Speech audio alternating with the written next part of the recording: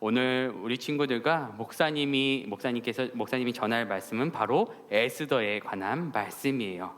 우리 친구들 성경책을 가지고 있죠? 성경책을 가지고 있죠? 성경책을 우리 예배 드릴 때 갖고 오는데 성경책에 보면 구약 성경에 아주 특별한 이름이 나와요. 성경의 이름들 중에서 특별히 사람들의 이름으로 기록된 성경이 있는데요, 그 중에 구약 성경에는 2명의 여자의 이름이 성경의 이름으로 기록되어 있어요. 혹시 아는 친구들이 있을까요? 첫 번째는 룻이라고 하는 그 여자의 이름이 바로 성경에 기록되어 있어요. 그리고 또 한 명의 여자의 이름이 기록되어 있는데, 우리 친구들 중에 혹시 아는 친구 손 들어서 저 맨 뒤에 에스더. 와, 맞았어요. 목사님 끝나고 가면서 선물 하나 줄게요. 네, 손을 들고 담대하게 말하는 친구들 우리 너무 좋아요. 맞아요, 에스더였어요. 하나님께서 에스더를 왜 성경책에 기록해 넣었을까? 하나님이 에스더를 어떻게 기억하셨을까? 또 그녀가 하나님의 마음에 어떠한 일들을 일으켰기 때문에 성경이 기록되었을까? 우리 시간 하나님의 마음에 기록된 사람 에스더, 그 여인을 생각하면서 오늘 말씀을 듣기를 소원해요. 오늘 말씀의 배경이 되는 그 나라는 바로 페르시아라고 하는 큰 제국이었어요.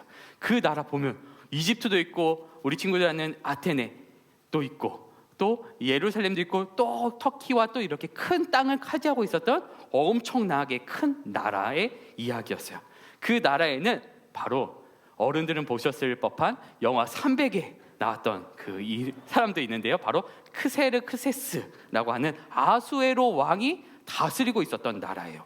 이렇게 큰 땅덩어리를 가지고 있고 엄청나게 권력을 가지고 있고 전쟁에서 승승장구하고 있었던 크세르크세스 아수에로 왕은 그 나라를 더 잘 관리하고 더 앞으로 전쟁에서 승리하기 위해 180일 동안 잔치를 벌이게 되어요. 또 그 나라에 자신의 왕비도 초대하게 되죠. 우리 페르시아를 위하여 우리가 다 같이 힘을 모으고 마음을 합해서 앞으로 더 큰 승리를 합시다 라고 큰 잔치를 벌였어요. 왕이니까 왕비가 와서 같이 그 잔치를 기쁘게 해주면 좋을 것 같아요. 그래서 왕비 와스디 왕비에게 나한테 와서 같이 이 잔치를 기쁘게 합시다 라고 했는데, 왕비 와스디가 저는 나가기 싫어요 라고 했어요. 그래서 그 왕비는 왕국에서 쫓겨나게 되고, 또 옆에 있던 사람들이 왕에게 이렇게 말하는 거예요. 황제여, 이 세상에 와스디 왕 말고 또 많은 여자들이 있으니까 새로운 왕비를 뽑으십시오. 그렇게 해서 새로운 왕비 뽑기 대회를 페르시아 전역에 펼치게 된 거예요. 한번 목사님이 우리 여자친구들 한번 손들어 보세요. 교회학교 여자친구들 한번 손들어 보고 그 여자친구들에게만 해당되는 거예요. 만약에 내가 페르시아 왕비 대회 아니면 우리 독일의 미인 대회, 더 좁혀서 우리 프랑크푸르트 한마음교회 미인 대회가 열린다. 그러면은 나는 만약에 1등 할 수 있을 것 같다, 나 정도면 괜찮다 하는 친구들 한번 손 들어보세요. 나는 뽑힐 만하다, 담대하게. 만약에 엄마 아빠들은 봤죠? 옆에 만약에 내 딸이 그렇게 손을 들었다 하면 오늘 끝나고 정말 맛있는 거 꼭 사주세요. 또 소원 한 가지 들어주시기로 목사님과 약속해요. 한 명 봤어요, 목사님이.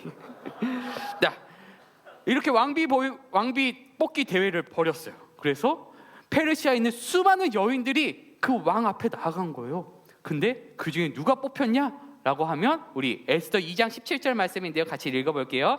시작. 왕이 모든 여자보다 에스더를 더 사랑하므로 그가 모든 처녀보다 왕 앞에 더 은총을 얻은지라. 왕이 그의 머리에 관을 씌우고 와스디를 대신하여 왕으로 삼은 후에, 바로 에스더가 페르시아의 미인 1등 왕비가 된 거예요.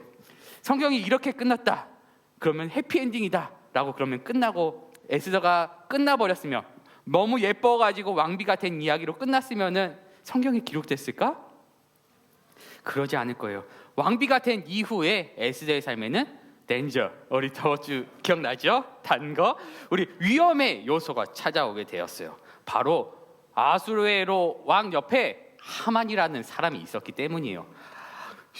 이것도 신기한데 아수에로 왕이 하만을 너무나도 마음에 들어한 거예요. 그래서 하만에게, 모든 사람에게 너희들은 다 하만한테 절해라 라고 그렇게 명령을 하게 된 거예요.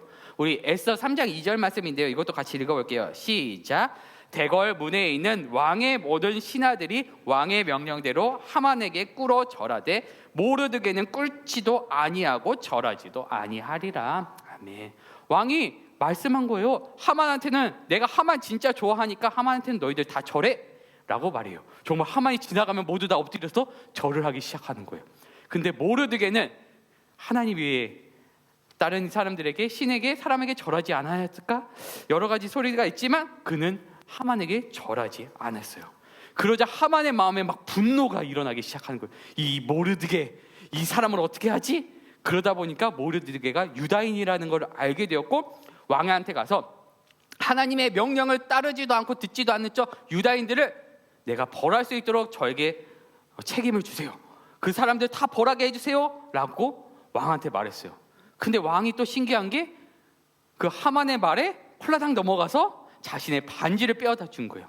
여기서 반지라는 의미는 우리 친구들 어른들이 이제 사인을 많이 하게 되죠. 학교에서 내 이름을 걸고 사인을 하는 거예요. 나는 그거에 책임을 지겠다라는 건데 아하수의 왕이 하만이 하는 모든 그 조서에 내가 책임을 지겠다 하고 반지를 주게 돼요. 그러자 하만은 이렇게 편지를 써서 모든 지방에게 내린 거예요. 12월인 아달월 13일 하루 동안 남녀노소를 할 것 없이 모든 유다 사람들을 죽이고 전 재산을 빼앗으라. 유다인들에게 청청벌려 죽음의 소식이, 죽음의 명령이 떨어지게 된 거예요. 그러자 모르드게는 자신의 절하지 않았던 그 일로 인해서 모든 유다인들이 죽게 될 법한 그 위기 속에서 모르드게는 에스더를 찾아가서 말하는 거예요. 에스더, 우리 민족을 구해주세요. 왕한테 이 하만의 나쁜 이야기들을 알려주세요 라고 말이지요. 편지로 말이에요. 에스더 4장 2절에 그에게 부탁하여 왕에게 나아가서 그 앞에서 자기 민족을 위하여 간절히 구하라 하니 모르드게가 에스더한테 편지했어요. 그러자 에스더가 이렇게 편지를 해요. 부름받지 아니하고 안뜰에 들어가면서 왕한테 나가면 오직 죽이는 법입니다. 저는 왕한테 나아가지 못한 지 벌써 30일이나 되었다고요. 저 갈 수 없어요. 부르지도 않는데 어떻게 가요? 저 죽을 수도 있다니까요. 그러자 모르드게가 이렇게 편지하는 거예요. 이때 내가 만일 잠잠하여 말이 없으면 유다인들은 다른 데로 말미암아 노임과 구원을 얻으려니와 너와 내 아버지의 집은 멸망하리라. 내가 왕후의 자리를 얻은 것이 이때를 위함이 아닌지 누가 알겠느냐 하니 라는 그 말씀 앞에, 그 편지 앞에 에스더가 자신의 백성을 구해야 하겠다라고 하는 그 마음이 들어서 이렇게 결단하게 된 거예요. 나도 금식한 후에 왕에게 나아가리니 내가 죽으면 죽으리라 라는 그런 결기를 가지고 왕 앞에 나아가기로 결단했어요. 그리고 자신의 백성들에게도 요청했어요. 함께 3일 동안 나를 위해서 먹지도 마시지도 않고 금식하며 기도해 주세요. 제가 그 다음에 저도 금식한 다음에 왕 앞에 나아가겠어요 라고 말이죠. 죽음의 위기 속에서 에스더는 그 말씀에 또 자신의 백족을 살리기 위한 결단에 엔터키를 올려주게 된 거예요.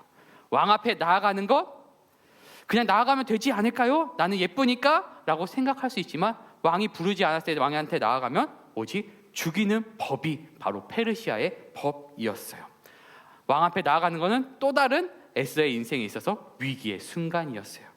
하나님께서 이 위기 속에서 위기 가운데 하나님을 의지하며 또 기도하며 나아갔던 그 에스더의 삶에 어떠한 이야기들을 펼쳐주셨을지 우리 이 시간 담임 목사님 나오셔서 위기 속의 사람들이라는 말씀 제목으로 말씀 전해주실 그 은혜 있기를 소원합니다.